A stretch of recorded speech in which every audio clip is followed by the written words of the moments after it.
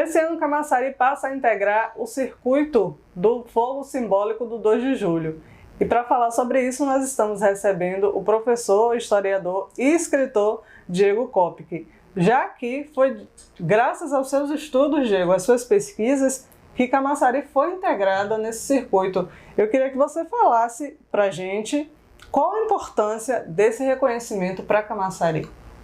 Bom, olá. Gostaria só de ressaltar que não apenas Camaçari, mas Camaçari, Lauro de Freitas, Dias Dávila e Mata de São João. Esses 4 municípios foram inseridos dentro de uma perspectiva de reparação histórica, já que nós estamos celebrando o bicentenário da independência do Brasil na Bahia, e durante todo esse período nós estávamos fora desse processo e agora houve um reconhecimento, uma reparação a partir justamente dos nossos trabalhos historiográficos e estamos muito felizes. Com certeza. E eu me lembro que eu já entrevistei você há anos atrás, acho que em 2017. Isso. E você já tinha alertado para isso, mas por que esse reconhecimento demorou tanto para acontecer, Diego? Olha, foi meio que um trabalho de formiguinha. Primeiro que em 2017 eu já estava com o livro do Jones ao Jacuípe, uma história de muitas querelas, tensões e disputas locais, pronto para publicação. Sim, e estávamos justamente numa campanha de tentar sensibilizar tanto o poder público como a sociedade em si, para que nós tivéssemos recursos para essa publicação. E naquela altura nós já falávamos da importância da participação de Camaçari nas lutas da independência da Bahia. E com a publicação desse primeiro livro, nós conseguimos trazer notoriedade para esse fato, mas não conseguimos, de certa forma, sensibilizar os entes que fazem a festa, que produzem a passagem do fogo simbólico, bem como as celebrações do 2 de julho. E então nós partimos para fazer uma publicação mais específica, que é justamente esse segundo livro, que é a presença do Recôncavo Norte da Bahia na consolidação da independência do Brasil. A partir da publicação desse livro, nós traçamos um plano de ação. Primeiro que era fazer com que a sociedade civil como um todo tomasse conhecimento da participação não apenas de Camaçari, mas dos outros 3 municípios dos quais eu falei. Sim. E a partir daí reivindicar essa reparação histórica. Houve no decorrer desse processo a adesão da população, muitas pessoas se engajaram nessa luta e de forma assim despretensiosa, porque as pessoas se ofereciam para ajudar, tomaram conhecimento e queriam se tornar voluntários, tanto que eu recebi uma enxurrada de vídeos e não consegui publicar todos. Então, no momento em que a sociedade civil comprou essa briga, digamos assim, nós conseguimos fazer com que a Fundação Gregório de Matos nos acolhesse, nos ouvisse, bem como o Instituto Geográfico Histórico da Bahia, que resultou justamente nesse reconhecimento e, consequentemente, na reparação. Olha que bom, uma história até parecida com o 2 de julho, né? A participação popular deu aquele empurrãozinho necessário. Sem dúvida. E, detalhe, é a história fazendo o seu papel social, né? Sim. Que é justamente de fomentar que haja essa discussão e, a partir da discussão, a reparação. Sem dúvida. Diego, eu queria que você falasse agora, porque muitas vezes eu vejo que as pessoas desconhecem a importância do 2 de julho. Eu já vi gente aqui, pessoas comentando, dia 2 de julho é feriado de quê mesmo? Então tem essa falta de conhecimento mesmo de algumas pessoas. Então eu queria que você falasse o que significa o fogo simbólico e a importância dessa data para nós baianos. Bom, no dia 7 de setembro de 1822, Dom Pedro de Alcântara, em São Paulo, às margens do rio Ipiranga, ele, digamos que em um ato político, ele declara a independência do Brasil. Mas aquele fato foi um acontecimento meramente político. Porque pegar em armas e haver luta, derramamento de sangue na perspectiva de expulsão dos colonizadores portugueses do nosso Brasil se deu justamente aqui na Bahia. Exato. E o que ocorre? Houve no processo para essa expulsão dos portugueses uma espécie de federação, onde uniu todas as vilas e povoados da Bahia.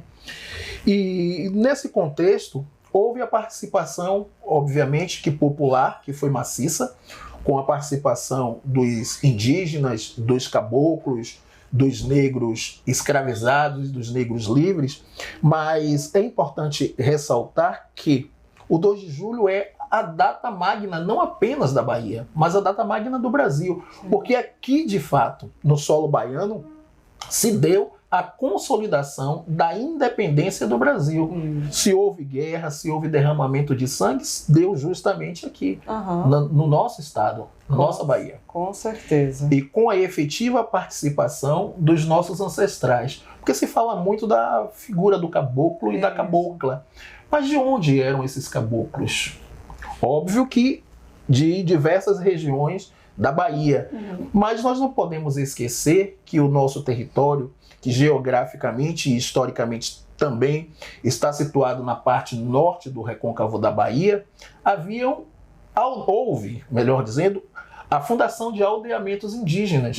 Nós tivemos em 1558 a fundação do aldeamento do Espírito Santo, que se tornou Vila de Abrantes, aldeamento de Santo Antônio de Rembé, que hoje é Arembepe, de Santo Antônio da Barra da Ressaca do Rio Jacuípe, que se tornou a localidade de Barra do Jacuípe e Monte Gordo, e por fim de Bom Jesus de Tatuapara em Açu da Torre. Então você perceba que há em nossa região a fundação de 4 aldeamentos indígenas que no século XIX, meados do século XIX, haviam remanescentes desses povos indígenas, descendentes dos primeiros indígenas tupinambás e guaianais que habitaram esse aldeamento na região. Então, se falar do caboclo e da cabocla é falar justamente desse povo oriundo dessa região do recôncavo norte da Bahia. Com certeza. E aí que Camaçari entra na história. Também, porque houve assim, uma participação, uma atuação, digamos assim, do que hoje nós conhecemos como município de Camaçari, mas na altura Vila da Nova Abrantes do Espírito Santo, de forma bem marcante.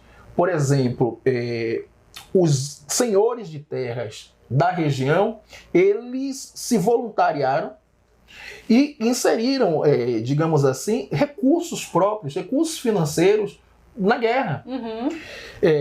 A Feira do Capuame, que hoje é município de Dias d'Ávila, foi a primeira base militar das tropas baianas. Sem falar que serviu como uma espécie de arsenal de guerra. Obviamente que nós não tínhamos muitos armamentos, porque o nosso exército foi um exército formado de paisanos, de civis. Então as armas eram improvisadas e as armas velhas que se conseguia recuperar e colocar em funcionamento se deu justamente ali na Feira de Capuame, sem falar que Feira de Capuame, como foi uma das maiores feiras de gado da América Latina, ela supriu a nossa tropa com mantimento. Sim. Então você veja a importância não apenas da Vila de Abrantes, que os senhores de terras, os proprietários de terras da Vila de Abrantes injetaram, ou melhor, colocaram dinheiro nesse processo, mas a própria localização e efetiva participação da Feira do Capuame. E aí tem diversos detalhes nessa história, como a Estrada da Real das Boiadas. A Estrada Real das Boiadas, ela nasce em Salvador, na altura ali do bairro do hoje bairro da Liberdade, e ela se estende por diversas partes, por diversas regiões, mas dentro do nosso município ela cortava justamente trecho importante.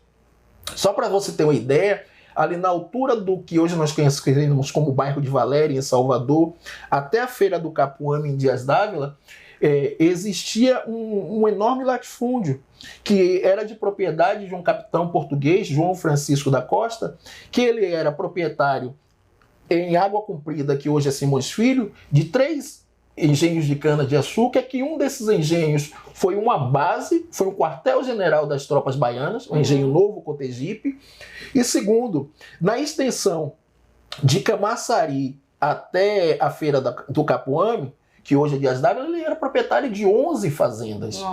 Então, se foi possível bloquear a Estrada Real das Boiadas, se deu justamente pela localização estratégica desses engenhos, que era de propriedade, no momento da guerra, não o João Francisco da Costa, ele não estava vivo, mas de propriedade de um sobrinho herdeiro dele, que era o Luiz da Costa Guimarães, que foi justamente um dos responsáveis pelo cerco, por manter a cidade do Salvador sitiada. Então, além dessa atuação direta do nosso município, nós temos também a questão geográfica e de localização desses engenhos e dessas fazendas, que foi de suma importância.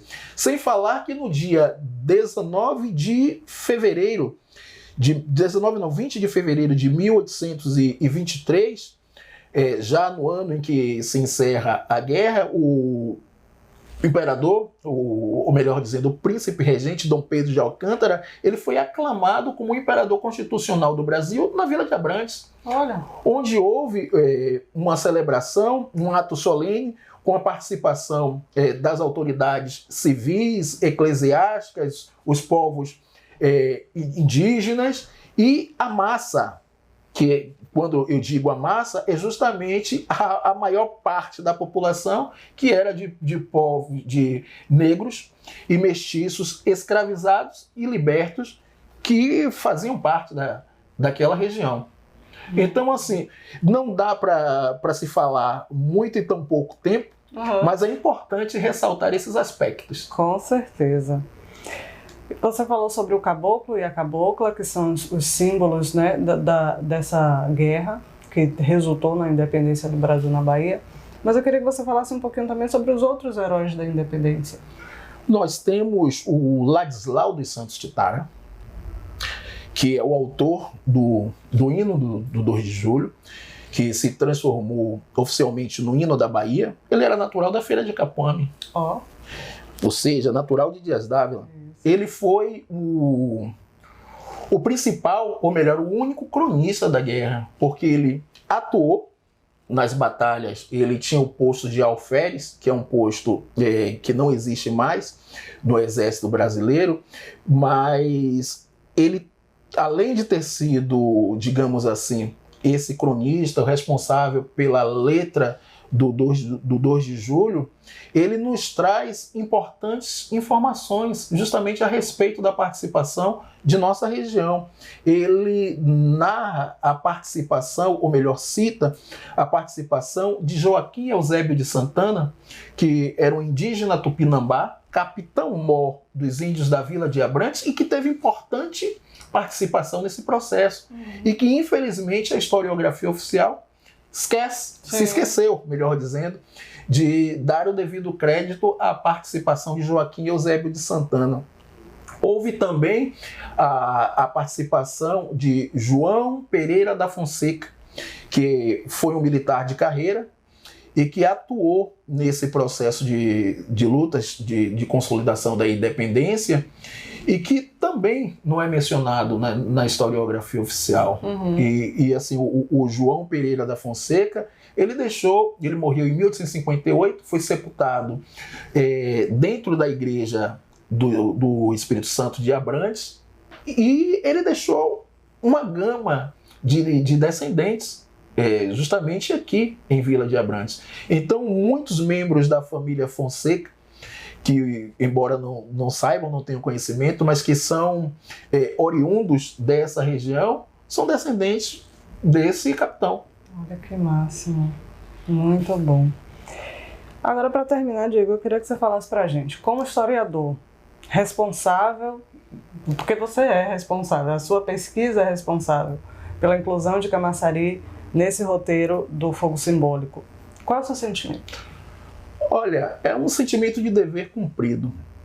eu costumo dizer que a história, nesse aspecto, nesse sentido, ela está cumprindo o seu papel social, que é justamente trazer, eu não gosto muito desse termo, mas é o que se adequa melhor no momento, é trazer à tona, trazer à luz, aos holofotes, a história como de fato aconteceu.